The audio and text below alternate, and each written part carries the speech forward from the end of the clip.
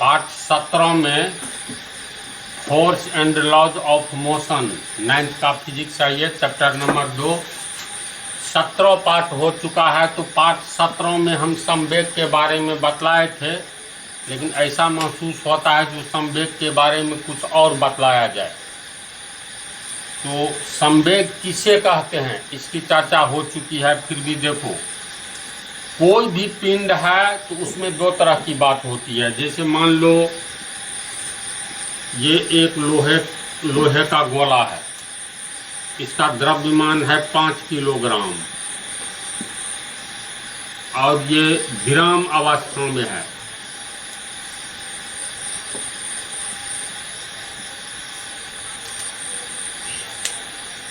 तो इसमें अभी ये विराम अवस्था में है, तो ये 5 किलोग्राम इस लोहे का गोला का द्रव्यमान हुआ, यानी मास।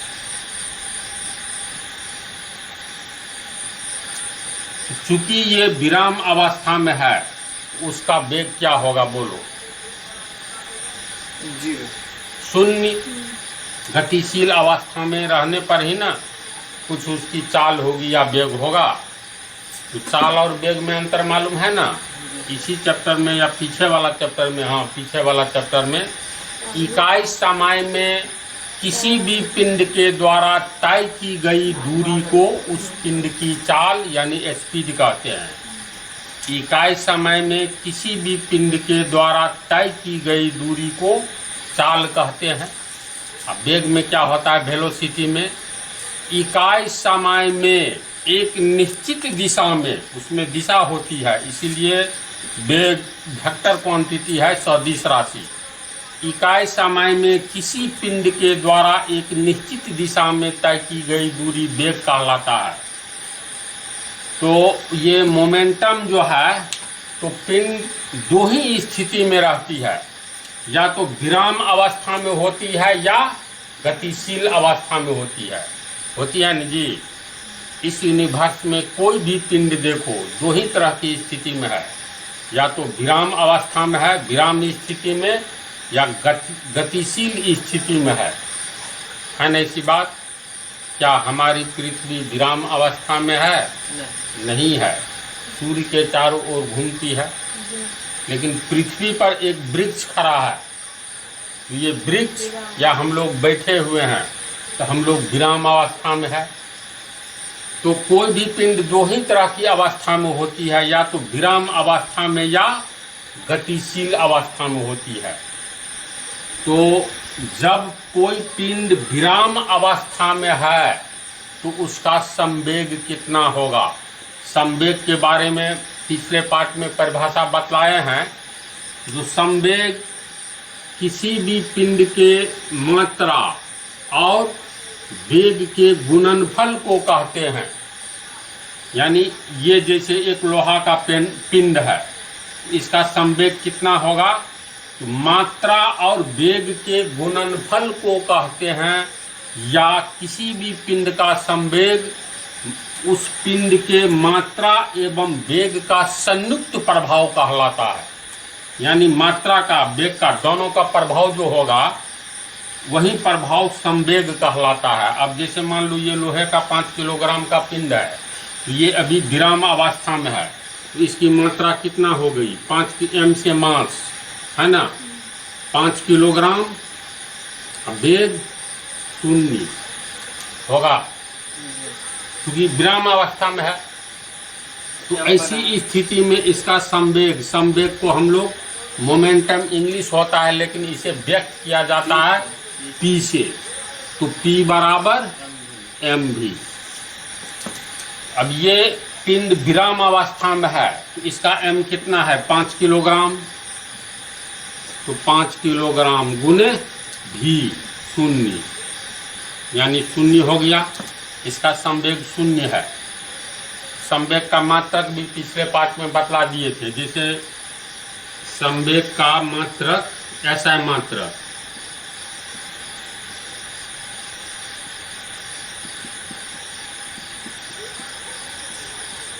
और ऐसा मात्रक क्या है, ये पहला चैप्टर में ही बतला दिए हैं। ये सेकंड चैप्टर है या थर्ड है? थर्ड है। तो पहला चैप्टर में ही यूनिट एवं डायमेंशन में बतला दिए हैं। तो खैर संवेग का SI मात्रक कैसे निकालेंगे, तो किसी भी भौतिक राशि का, फिजिकल क्वांटिटी का हम लोग ये मात्रक जब निकालते हैं उसका फार्मूला लिख करके उसके अनुसार सेटिंग करते हैं। जैसे मान लो आयतन, आयतन का SI मात्रक क्या है, तो आयतन का फार्मूला क्या होता है, लंबाई गुने चौड़ाई गुने ऊंचाई। अब आयतन का SI मात्रक निकालोगे तो आयतन का SI मात्रक बराबर लंबाई का SI मात्रक गुने चौड़ाई का SI मात्रक गुने ऊंचाई का SI मात्रक। तो लंबाई का भी मीटर, m से मीटर, चौड़ाई का भी मीटर, ऊंचाई का भी मीटर। तो मीटर को m को 3 बार गुना करेंगे तो m क्यूब, यानी मीटर क्यूब। और क्यूब को पहले लिखा जाता है तो इसको क्या कहा जाता है, क्यूब का घन मीटर। यानी आयतन का SI यूनिट घन मीटर है। तो ये फार्मूला से निकाला जाता है। तो संवेग का SI मात्रक निकालोगे तो संवेग का फार्मूला क्या होता है, P बराबर mv, P बराबर mv। तो P यानी संवेग का मात्रक बराबर m, मास का मात्रक यानी द्रव्यमान का SI मात्रक, इसका SI मात्रक निकाल रहे हैं, और गुने ये v से वेलोसिटी यानी वेग का SI मात्रक। तो मास का SI मात्रक किलोग्राम होता है, अब वेग का होता है मीटर प्रति सेकेंड, यानी 1 सेकेंड में कोई पिंड कितना मीटर जाता है। अब दोनों को गुना करो तो kg मीटर प्रति सेकेंड यानी किलोग्राम मीटर प्रति सेकेंड। पिछले पार्ट में ये सब चर्चा हो चुकी है। संवेग का SI मात्रक क्या होता है, किलोग्राम मीटर प्रति सेकेंड, है ना। तो अब सीधे इस बात पर आओ।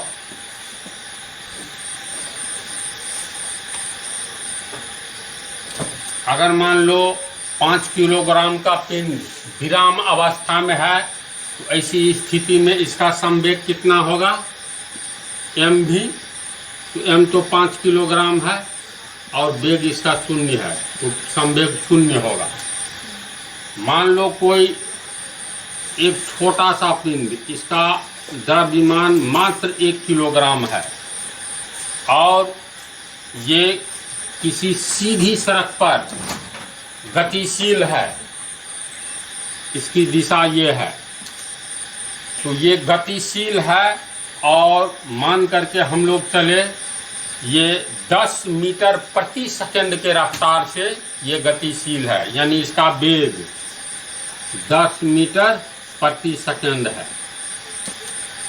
तो इसका संवेग कितना होगा, P बराबर mv। m हो गया कितना, 1 किलोग्राम। तो 1 किलोग्राम गुने v 10 मीटर प्रति सेकंड, 10 मीटर प्रति सेकंड। तो अंक को अंक से गुना करेंगे, 1 गुने 10 बराबर 10 किलोग्राम मीटर प्रति सेकंड, किलोग्राम मीटर प्रति सेकंड।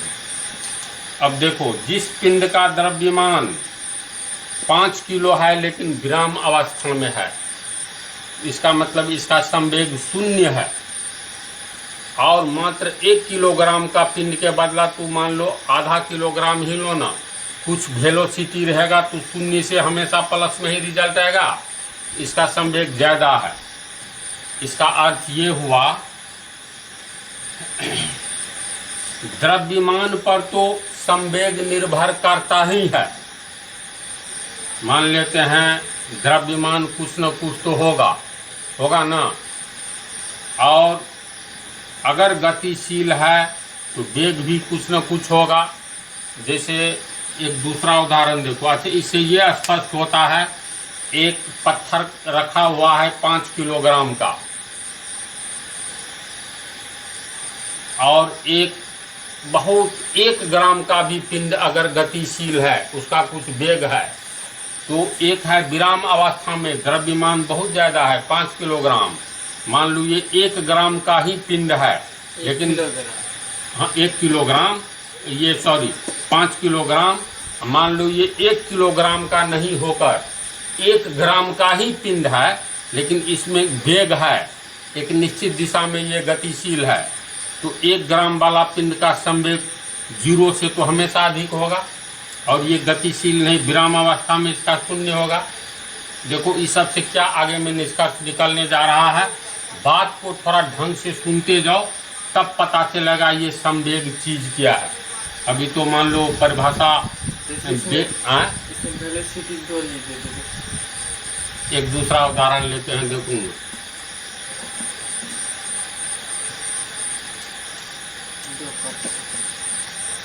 जैसे बंदूक की गोली का द्रव्यमान कितना रहता है हमको नहीं मालूम है, लेकिन मान लो 100 ग्राम से ज्यादा नहीं रहता होगा, है ना। मान लो बंदूक की गोली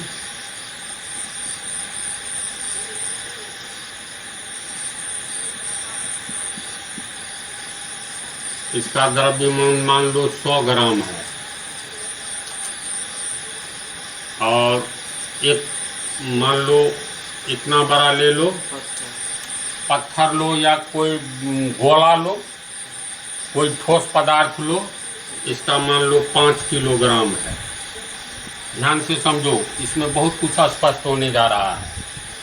एक बंदूक की गोली एक व्यक्ति को जान से मार देता है, और ये 5 किलोग्राम का पत्थर जो है लेकर के फेंकोगे तो वह मारता नहीं है, ब्रेन पर नहीं लगे, ब्रेन के नीचे कहीं भी लगे तो घायल होगा।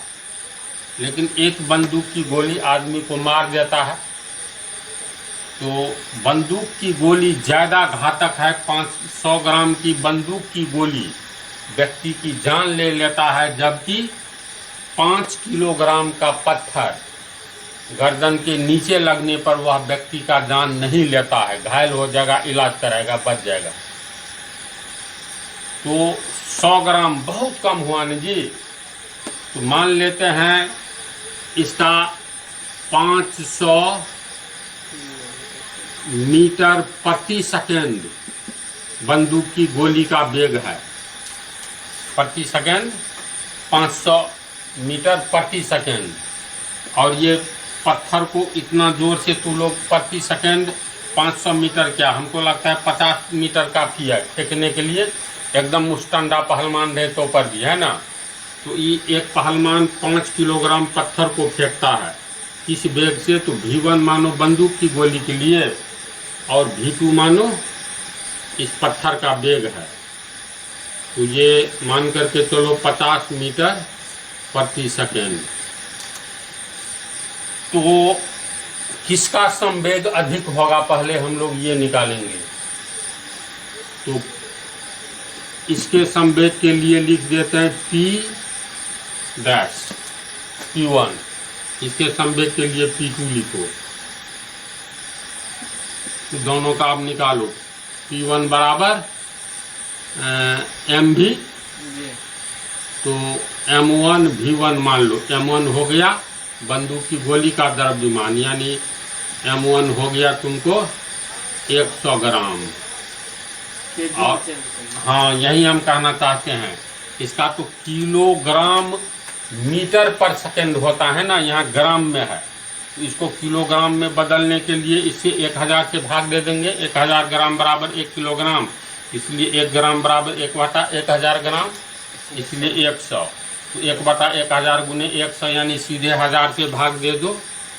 100 में 1000 से, तो अब ये किलोग्राम में बदल गया, 2 जीरो कट गया, 1/10 किलोग्राम, ठीक है। और इसका V1 हो गया 500 मीटर पर सेकेंड, इसीलिए P1 यानी बंदूक की गोली के संवेग के लिए P1 लिखे हैं। P1 बराबर M1, तो M1 हो गया 1/10 किलोग्राम गुने V1 हो गया 500 मीटर प्रति सेकेंड।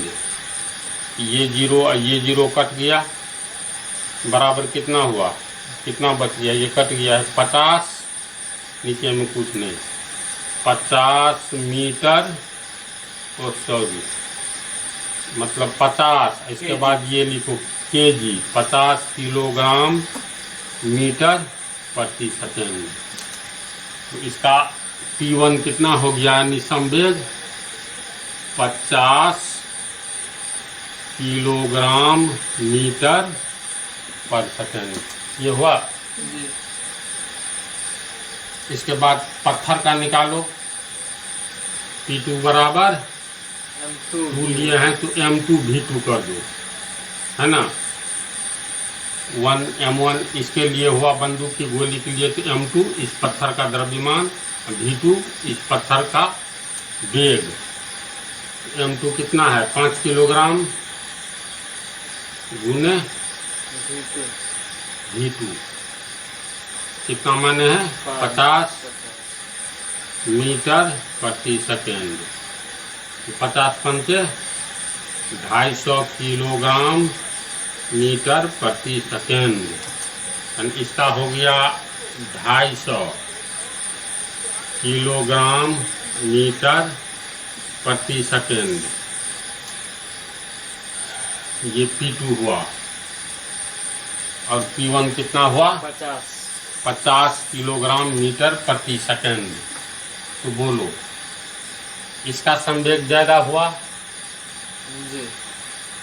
तो इसका संवेग ज्यादा हुआ, इसका अर्थ ये हुआ, इसको मतलब ये ज्यादा घातक होगा इससे।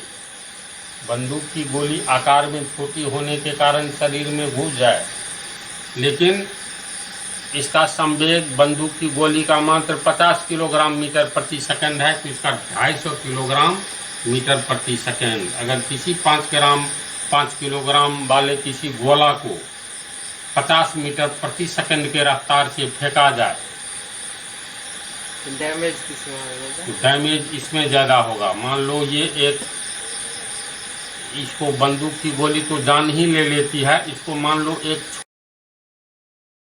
छोटा सा पिंड, ये 5 किलोग्राम का है ना, तो बंदूक की गोली नहीं मान करके इसको तू मान लो एक छोटा पिंड है, जिसका कितना माने थे, 100 ग्राम। 100 ग्राम का मतलब 1/10 किलोग्राम।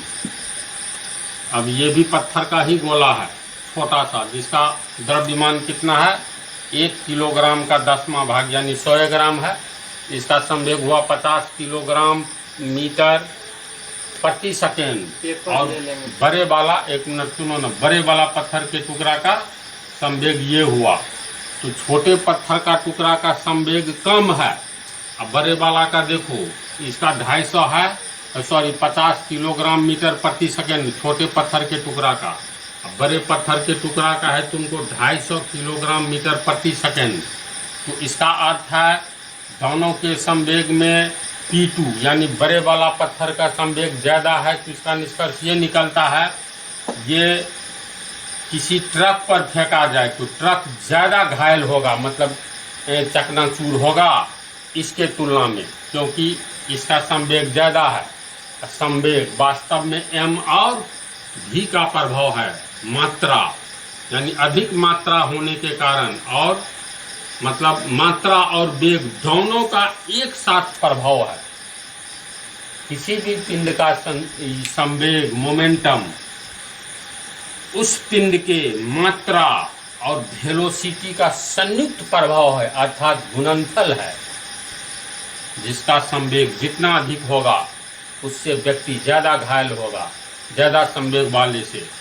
अब 5 किलोग्राम के पत्थर को कल्पना करो, इसको तू जैसे इसका स्पीड घटा दो, ये V2 लिखे है ना, वेलोसिटी 50 मीटर, इसका घटा दो छोटे वाला का। इसमें देखो, अगर पत्थर बड़ा छोटा रहे तो पर भी संवेग द्रव्यमान से कैसे प्रभावित होता है।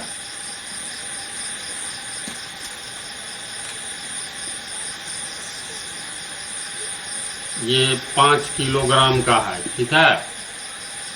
ये तुमको, ये भी पत्थर, ये मान लो पत्थर का टुकड़ा ही है, ये भी पत्थर का टुकड़ा है। इसका है तुमको 1/10, 100 ग्राम, तो 1/10 किलोग्राम।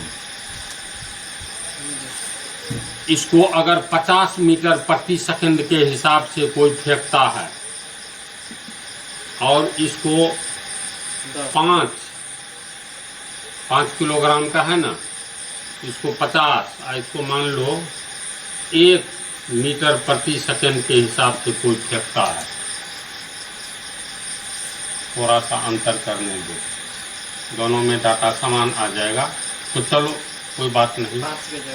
इसका संवेग कितना होगा, तो संवेग इसका P1 मान लो, तो P1 बराबर P1 संवेग माना तो इसको M1 मान लो, इसका द्रव्यमान, इसका M2 मान लो, इसका वेलोसिटी ये जो है V1 मान लो, इसका ये V2 मान लो।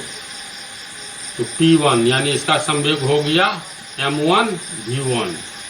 M1 का मान कितना हुआ, 5 किलोग्राम गुने V1 1 मीटर प्रति सेकेंड। तो 5 को अंक से गुना करो और यूनिट को यूनिट से गुना करो। तो अंक को अंक यानी 5 गुने 1 5 किलोग्राम मीटर प्रति सेकेंड। समान चीज तो है नहीं, याद करो बेसव अलजेब्रा समान पद ही जोड़े जाते हैं एवं घटाए जाते हैं, है ना ऐसी बात। तो किलोग्राम मीटर प्रति सेकेंड, इसका संवेग कितना हो गया P2, तो M2 V2। तो M2 का मान कितना हो गया 1/10 किलोग्राम गुने V2। V2 हो गया 50 मीटर प्रति सेकेंड। तो 10 5 50 होगा, 1 गुने 5 यानी 5 केजी मीटर प्रति सेकेंड। ये हुआ P2 का मान, इसमें P1 का मान भी वही हुआ। इसका अर्थ ये हुआ, देखो दोनों का संवेग बराबर है ना, दोनों से एक ही तरह की चोट लगेगी।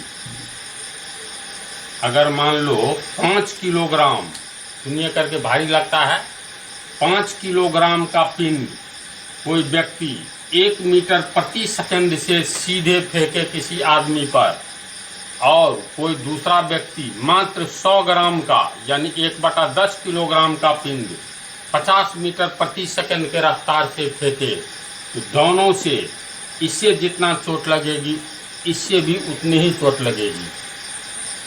क्यों?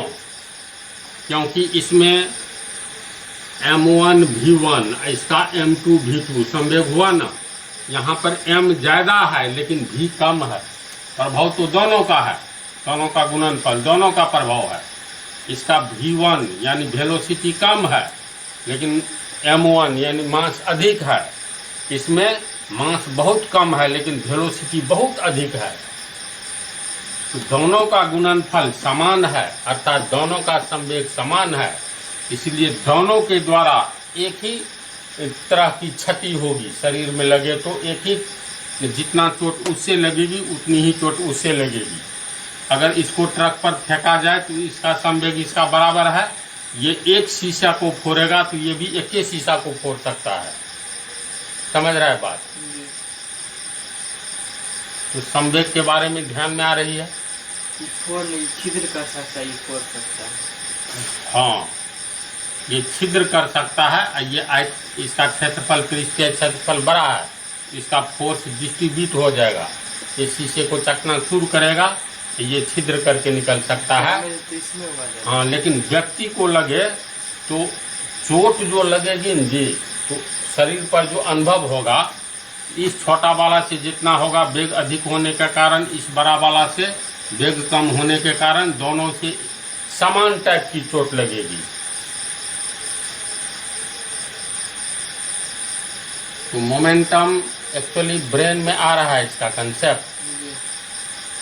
संवेग यानी मात्रा और वेग के गुणनफल या मात्रा और वेग के संयुक्त प्रभाव को हम लोग मोमेंटम कहते हैं। ठीक है, अब इस क्वेश्चन पर आवे, अब तो ये अपने से भी हल कर लोगे, है ना। आंसर, एक 80 किलोग्राम का व्यक्ति बैठा हुआ है जबकि 30 किलोग्राम का लड़का एक सीधी मार्ग पर 3 मीटर प्रति सेकंड के वेग से जा रहा है। दोनों में किसका संवेग अधिक होगा? तो बैठा हुआ व्यक्ति का भी जीरो होगा। जब ये भी जीरो होगा तो संवेग जीरो होगा। तो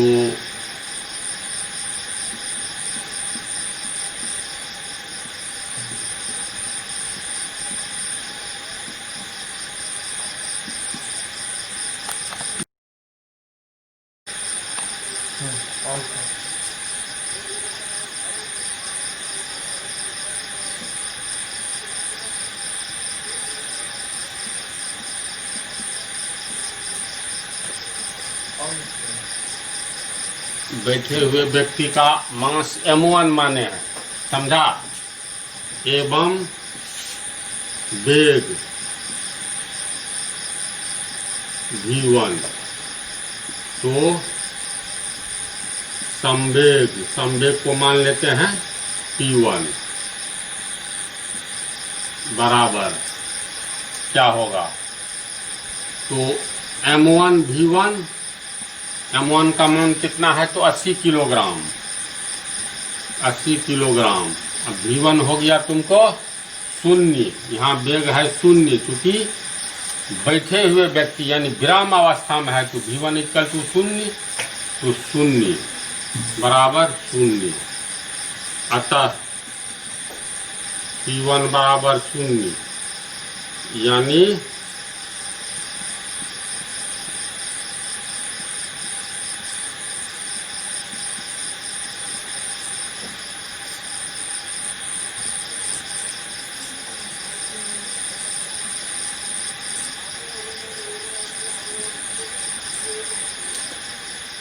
इसको समझ गया ना, बैठे हुए व्यक्ति का संवेग 0 है, जबकि 30 किलोग्राम का लड़का एक सीधी मार्ग पर। अब लड़के का वजन, ये द्रव्यमान, लड़के का मास बराबर m2, 30 किलोग्राम, तथा वेग v2, ये हो गया 3 मीटर प्रति सेकेंड। इसीलिए लड़के का संवेग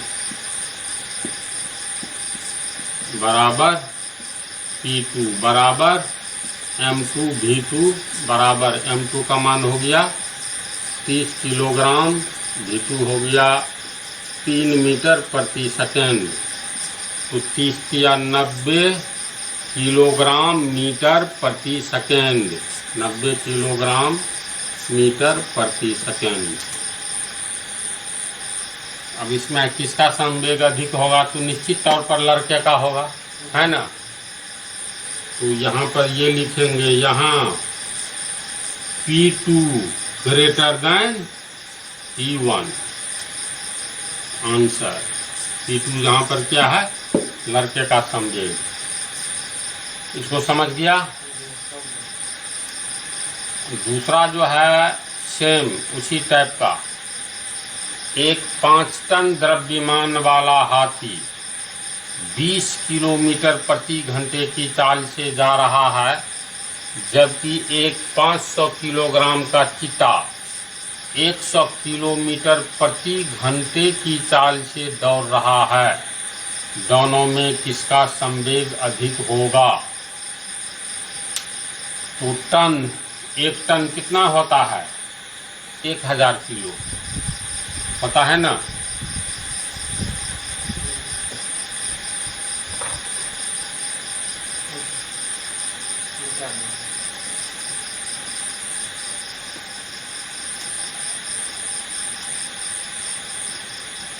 न्यूटन के गति का दूसरा नियम, इससे आगे जो बतलाएंगे, तो संवेग का कंसेप्ट मेरे विचार से 100% आ जाना चाहिए, आ गया होगा।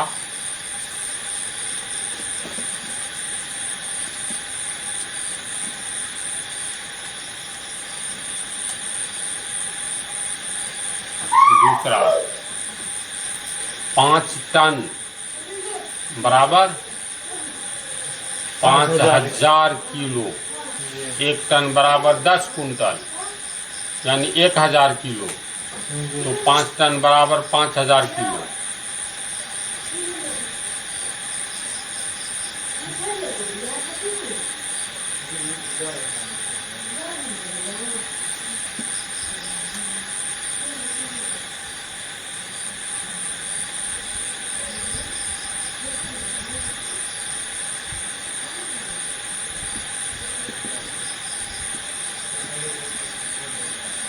हाथी का द्रव्यमान यानी मास, ये हो गया M1, इसको मान लेते हैं बराबर 5000 किलोग्राम। हाथी 20 किलोमीटर प्रति घंटे की चाल से जा रहा है। संवेग का मात्रक जो होता है किलोग्राम मीटर प्रति सेकंड में, यहाँ हाथी की चाल दिया हुआ है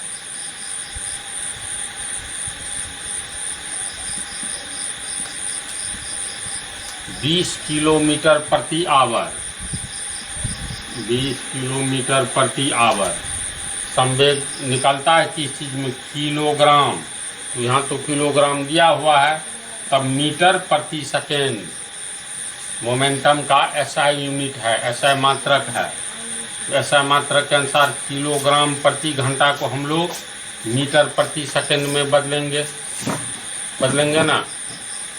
तो 20 किलोमीटर हो गया 20,000 मीटर प्रति आवर।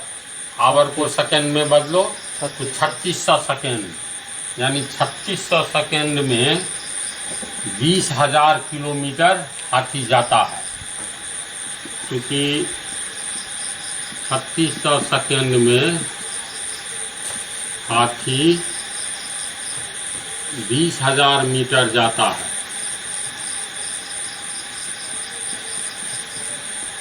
इसलिए 1 सेकेंड में एक नियम से 20,000 बटा 3600 मीटर जाएगा। 2 शून्य कट गया, ये सीधे काट दो 4 से, 9 चौका 36 और ये हो गया 50। अतः हाथी की चाल 50 बटा 9 मीटर हुआ, यानी हाथी 1 सेकंड में 50 बटा 9 मीटर जाता है। और इकाई समय में तय की गई दूरी चाल कहलाता है, अर्थात 50 बटा 9 मीटर प्रति सेकंड, यानी 1 सेकंड हाथी का चाल हो गया। तो हाथी की चाल बराबर 50 बटा 9 मीटर प्रति सेकंड। इसलिए हाथी का संवेग बराबर, इसको P1 मान लेते हैं, हाथी के संवेग को P1 बराबर M1 V1। तो M1 हो गया तुमको M1 5000 kg किलोग्राम गुने V1। तो V1 तो निकल गया है हाथी की चाल 50 बटा 9 मीटर प्रति सेकेंड। 50 बटा 9 मीटर प्रति सेकेंड, ये गुना करके हो जाएगा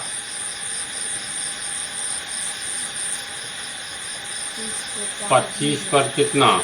3 1 4 1 2 3 4 बटा 9 केजी मीटर प्रति सेकेंड। इसके बाद इसमें भागा देंगे तो 9 दूनी 18, 7 9 सत्ते 63, 7 फिर 9 सत्ते 63, फिर 9 सत्ते 63, फिर 9 सत्ते 63.7, यानी कितना हो गया?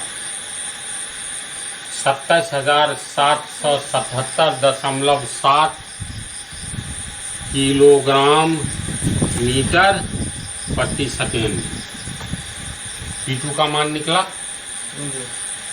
तो यहाँ पर सीधे लिख लेते हैं P2 यानी हाथी का संवेग।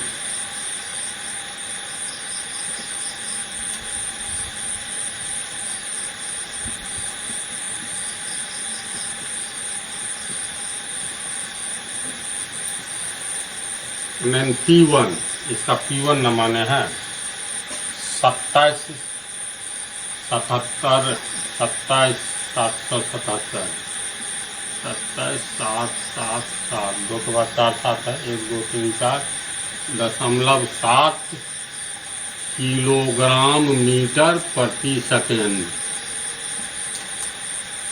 ये तो हाथी का निकल गया संवेग। अब चीता का निकालते हैं। तो चीता का द्रव्यमान कितना है?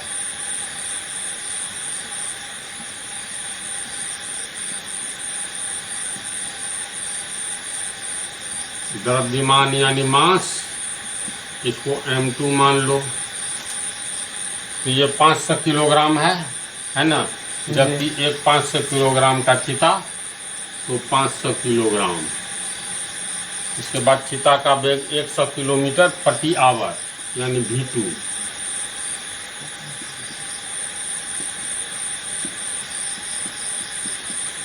V2 बराबर 500 मीटर और 100 किलोमीटर प्रति आवर।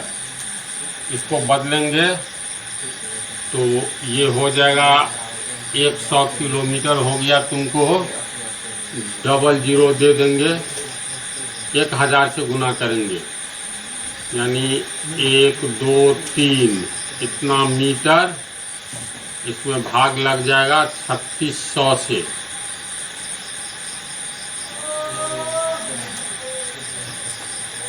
मीटर प्रति सेकेंड। इसको समझाना, बदल लेंगे फार्मूला से 100 किलोमीटर 3600 सेकेंड में 100 किलोमीटर को बदलेंगे तो 1 लाख मीटर हो गया। उसमें 3600 से भाग देंगे तो मीटर प्रति सेकेंड, तो 20 कट गया। ये 4 से काटोगे तो 250, ये हो जाएगा 9 मीटर प्रति सेकेंड चीता का वेग हुआ। इसलिए चीता का संवेग, इसको P2 मान लो। P2 बराबर M2 V2।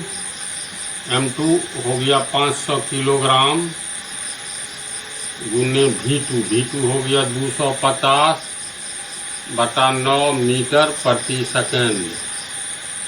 तो 25 को 5 से गुना करेंगे 125 2 1 3 0 1 2 3 बटा 9 किलोग्राम मीटर प्रति सेकेंड। किलोग्राम मीटर प्रति सेकेंड। इसमें 9 से भाग देंगे, 9 1 9 9 3 27 9 1 9 3 बताना तो 9 3 27 8 पर 1 0 80 तो 9 थे 72 फिर 8 9 थे 72 फिर 8 .8 इतना आएगा भाग दे करके किलोग्राम मीटर प्रति सेकेंड। ये हुआ चीता का संवेग। अब दोनों में तुलना करो, कौन बड़ा है कौन छोटा है। 13,888 दशमलव के बाद 5 रहे या 5 से बड़ा तो इसको 1 मान सकते हो, समझा ना। तो इसको जब मान सकते हो ऐसी स्थिति में वैसे भी तुलना हो जाएगा। 13,888.8 यानी 13,888.8 किलोग्राम मीटर प्रति सेकेंड चीता का संवेग हुआ। हाथी का संवेग देखो 27,777.7 किलोग्राम यानी P1 हाथी का संवेग चीता के संवेग से अधिक है। यहाँ ग्रेटर कौन है? ग्रेटर है P1। यहाँ greater P1 greater than P2 यानी हाथी का संवेग चीता के संवेग से ज्यादा है। तो अब इसमें देखो एक बात, महत्वपूर्ण बात, तो हो गई संवेग क्या है। चीता का यहाँ पर द्रव्यमान कम है ना, हाथी का ज़्यादा है। मान लो चीता का ही अधिक रहे तो द्रव्यमान से ही नहीं संवेग का निर्धारण होता है, बल्कि द्रव्यमान के साथ उसका वेलोसिटी कितना है। द्रव्यमान कम रहेगा, वेलोसिटी अधिक रहेगा, तो ऐसी स्थिति में संवेग अधिक हो सकता है, बल्कि द्रव्यमान अधिक रहे, वेलोसिटी किसी का बहुत कम रहे। तो अब यहाँ पर देखो, ये हाथी और चीता दोनों किसी वृक्ष से अगर मान लो टकराता है, या कोई व्यक्ति टकराता है, और हाथी तो मनुष्य को नहीं खाता है, मान करके चलो कुछ देर के लिए, चीता भी मनुष्य को नहीं खाता है, तो यहाँ पर P1 यानी हाथी का स्पीड देखो कम है, मतलब कम है ना, इसमें कितना 20 किलोमीटर प्रति घंटा के चाल से हाथी भाग रहा है, लेकिन चीता उससे 5 गुना तेज रफ्तार से है। तो पर भी किसी खड़े दोनों के सामने एक ही व्यक्ति खड़ा हो जाए तो हाथी की गति, हाथी का वेग कम होने के बावजूद हाथी से जो उसकी ठोकर लगेगी तो वह ज़्यादा घायल होगा, जबकि चीता बहुत तेज स्पीड में है, 5 गुना तेज स्पीड में चीता से जो ठोकर लगेगी तो कम घायल होगा। यानी संवेग क्या चीज़ है, दिमाग में कंसेप्ट आ रहा है। यानी मास और वेलोसिटी दोनों का कंबाइंड इफेक्ट है वस्तुतः, इसीलिए दोनों का गुणनफल, किसी भी पिंड के मास और वेलोसिटी के गुणनफल को मोमेंटम यानी संवेग कहा जाता है ना ऐसी बात। तो इसको उतार करके लास्ट में ये सुन लो,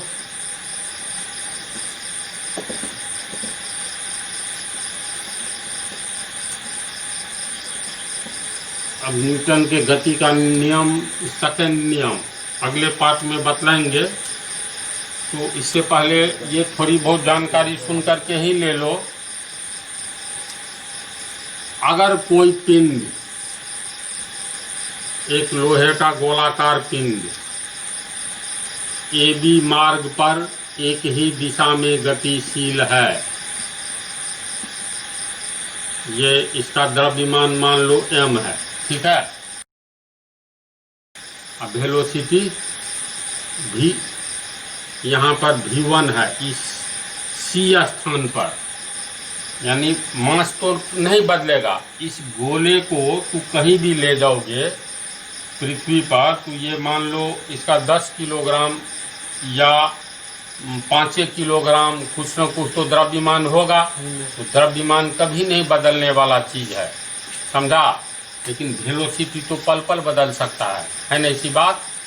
यहाँ पर इसका वेलोसिटी, उसका कुछ वैल्यू ही ले लो, मास को यहाँ m ले लो, गोले का मान लेते हैं 2 किलोग्राम का गोला है, यहाँ पर इसका वेलोसिटी V1 जो है ये मान लेते हैं 5 मीटर प्रति सेकेंड है।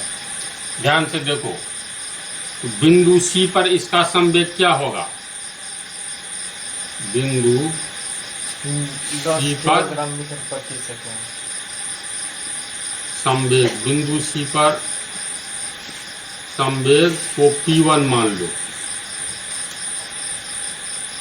तो ये हो जाएगा m V1, यानी m हो गया तुमको 2 किलोग्राम, अब V1 हो गया 5 मीटर प्रति सेकेंड, तो 2 पंचे 10 किलोग्राम मीटर प्रति सेकेंड। देखो बिंदु C पर गोला का संवेग कितना है, 10 किलोग्राम मीटर प्रति सेकेंड, यानी यहाँ पर P1 है इसका 10 किलोग्राम मीटर प्रति सेकेंड, यानी गतिशील है। पीछे से कोई, ये गतिशील तो है ही, जैसे कोई नहीं होता है एक फुटबॉल के मैदान में फुटबॉल लुढ़क रहा होता है कि कोई खिलाड़ी लुढ़क रहा होता है, ये गतिशील तो है ही। पीछे से कोई खिलाड़ी पैर से फिर मार दिया तो फोर्स लगा दिया तो गति उसकी बढ़ जाती है। इसी तरह कोई ऐसा फोर्स इसमें लगा जो अचानक उसकी गति बढ़ गई, उसका वेग बढ़ गया, उसकी चाल बढ़ गई, तो इस बिंदु पर इसका मान लो ये बिंदु डी है, तो यहाँ पर मास वही रहेगा, मास तो नहीं चेंज होगा, लेकिन इसका वेग यहाँ पर हो गया 5 मीटर प्रति सेकंड के बदला मान लेते हैं 15 मीटर प्रति सेकंड हो गया। तो ऐसी स्थिति में इसका द्रव्य ये यहाँ पर संवेग बदल गया, तो बदले हुए संवेग को P2 मान लो यहाँ पर, तो P2 बराबर मात्रा वही रहेगा लेकिन V2, क्योंकि ये अलग वेग हो गया यहाँ पर फोर्स लगने पर, जो कितना हो गया 15 मीटर प्रति सेकेंड, यहाँ पर अलग से कुछ फोर्स अप्लाई कर दिए तो गतिशील पिंड, तो ये ज़्यादा उसका चाल हो गया, उसकी वेग बढ़ गई तो 15 मीटर प्रति सेकेंड, तो m हो गया तुमको 2 किलोग्राम गुने V2 15 मीटर प्रति सेकेंड, तो 15 दूनी 30 किलोग्राम मीटर प्रति सेकेंड P2 हो गया। यहाँ पर P2 का वैल्यू 30 किलोग्राम मीटर प्रति सेकेंड, समझा बात को। तो कहने का अर्थ ये है, जो पिंड का वेग में परिवर्तन होगा तो संवेग में भी परिवर्तन होगा। ध्यान से सुनो, संवेग में परिवर्तन, वेग में परिवर्तन होगा तो संवेग में भी परिवर्तन होगा, होगा ना जी? मान लो ये 10 सेकंड में कोई फोर्स लगा तो 10 सेकंड के बाद उसका वेग बढ़ करके इतना हो गया, कुछ न कुछ तो समय लेगा, चाहे 1 सेकंड ले 2 सेकंड ले, तो संवेग में परिवर्तन होता रहता है। जैसे मान लो किसी स्टेशन से रेलगाड़ी खुलती है, जिस समय रेलगाड़ी स्टेशन पर खड़ी रहती है उसका संवेग कितना रहता है बोलो? 0 रहता है ना जी गुड़िया? क्यों? क्योंकि m तो है, मास तो इसमें है, बहुत है। एक ट्रेन को 15 आदमी ठेले स्टेशन पर से तो हमको नहीं लगता है ठेला जाएगा आगे की ओर, जबकि 15 आदमी एक ट्रक को ठेल करके बहुत आगे तक पहुंचा देगा। जब तक स्टेशन पर रेलगाड़ी खड़ी है उसका संवेग 0 है, क्योंकि मास तो है, v=0 है, लेकिन स्टेशन पर से जब गाड़ी खुलने लगती है तो एकाएक नहीं स्पीड तेज होता है, ये सब फिर क्या होगा? धीरे धीरे उसकी चाल बढ़ती है, एक ही दिशा होती है तो उसका धीरे धीरे वेग बढ़ता है, तो वेग में परिवर्तन होता है। इसका अर्थ है वेग में परिवर्तन होता है यानी संवेग में परिवर्तन होता है, क्योंकि संवेग मात्रा और वेग के गुणनफल को कहते हैं। मात्रा फिक्स है, ये रेलगाड़ी का मात्रा मान लो 50 टन है, कुछ भी हो सकता है 50 टन, तो ये 50 टन की गाड़ी चाहे स्थिर रहे या गतिशील रहे उसका मास तो नहीं बदलेगा, बदलेगा तो वेलोसिटी, तो वेग में परिवर्तन होता रहता है। देखो जो कह रहे हैं ध्यान से सुनो, क्योंकि न्यूटन के गति का दूसरा नियम एक्चुअली है क्या, जो बतलाएंगे अगले पार्ट में, संवेग में परिवर्तन की दर। तो संवेग में यहाँ परिवर्तन हो रहा है। अगर एक ट्रक रोड पर खड़ा है उसका संवेग 0, और ट्रक वाला एकाएक नहीं ना 80 का स्पीड कर देता है, एनएच पर ही खुले, तो देखना धीरे धीरे अपनी वेग को बढ़ाता है, अपनी चाल को बढ़ाता है, तो इसका अर्थ हुआ चाल में परिवर्तन आ रहा है। 1 सेकंड के बाद मान लो 10 किलोमीटर प्रति घंटा हुआ, 2 सेकंड के बाद फिर 5 बढ़ा दिया, इस तरह होते होते 20 सेकंड में 90 किलोमीटर प्रति घंटा के समान रफ्तार से चलने लगा। लेकिन शुरू में जिस समय स्टार्ट करता है या स्टेशन से जब रेलगाड़ी खुलती है उसके वेग में वृद्धि होती है ना, यानी संवेग में परिवर्तन होता है। और जब स्टेशन पर पहुंचने से पहले देखना गाड़ी की चाल घटने लगती है तो पर भी संवेग में परिवर्तन होता है। यानी मेरे कहने का अर्थ ये था, जो संवेग में परिवर्तन होता है, कैसे होता है? तो ट्रेन, ट्रक, मोटरसाइकिल या हम ही लोग मान लो एक सड़क पर स्थिर हैं, दौड़ने वाला सब खेल प्रतियोगिता में क्या होता है? स्थिर रहता है एक लाइन पर। मान लो 100 मीटर का दौड़ है, तो जिस समय स्थिर रहता है उसका संवेग 0, और जो पहले पहुंचता है, जो विजेता होता है, इसका अर्थ क्या हुआ? उसका संवेग सबसे ज्यादा होगा। बोलो कैसे? जरूरी नहीं है। कोई पहलवान है और वो नंबर 2 पर आया, वो पहलवान है 80 किलो का, जो नंबर 1 पर आया वो 50 किलो का हल्का शरीर वाला। संवेग तो ज्यादा है, लिख रहे हैं। तो वेग ज्यादा। अरे संवेग तो निर्भर करता है मात्रा और वेग पर। फर्स्ट आया तो उसका संवेग ज्यादा है। ठहरो। एक 40 किलोग्राम का लड़का है, एक 80 किलो का पहलवान बॉडी है, दोनों को दौड़ाना है। ध्यान से समझो। तो वेग ज्यादा है तभी तो फर्स्ट आया। जैसे चलो यहाँ ए बी, यहाँ पर 2 ठो है, बहुत आदमी है, तो प्रथम विजेता और दूसरी विजेता की बात। इसका द्रव्यमान अधिक है, इसका द्रव्यमान कम है। इसका 80 किलोग्राम है, इसका है 40 किलोग्राम। यहाँ ये 100 मीटर की ये सरल रेखा है XY, दोनों के बीच की दूरी है 100 मीटर।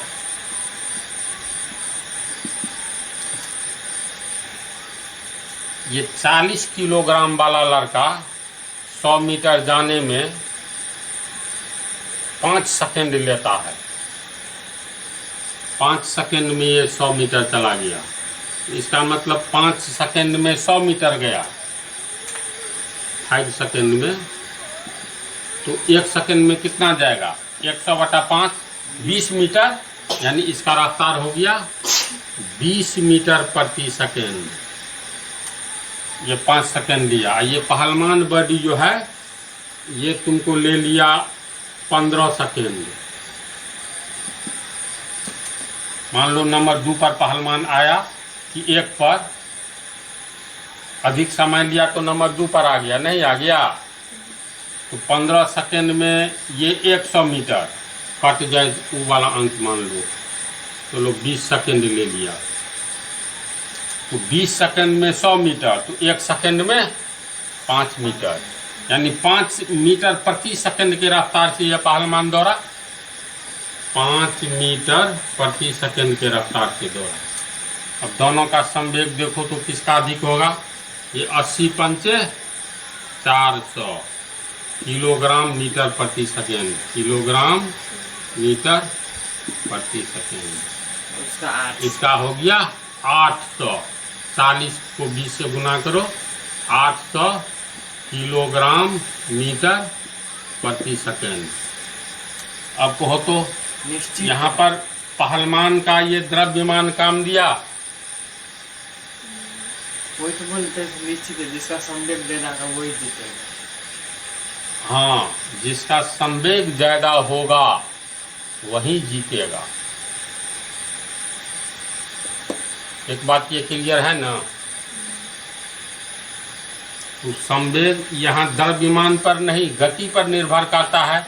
ऐसा भी हो सकता है पहलवान अपनी रफ्तार को ये 20 कर दे, 20 के बदला मान लो न तू कमे कर दे, ये 15 कर दे, तो 15 8 20 1200 हो जाएगा इसका सीधे। यानी संवेग मात्रा पर तो निर्भर करता ही है, वेग पर भी निर्भर करता है। निष्कर्ष ये है, इसीलिए दोनों का कंबाइंड इफेक्ट है, संयुक्त प्रभाव है संवेग। बात को समझा?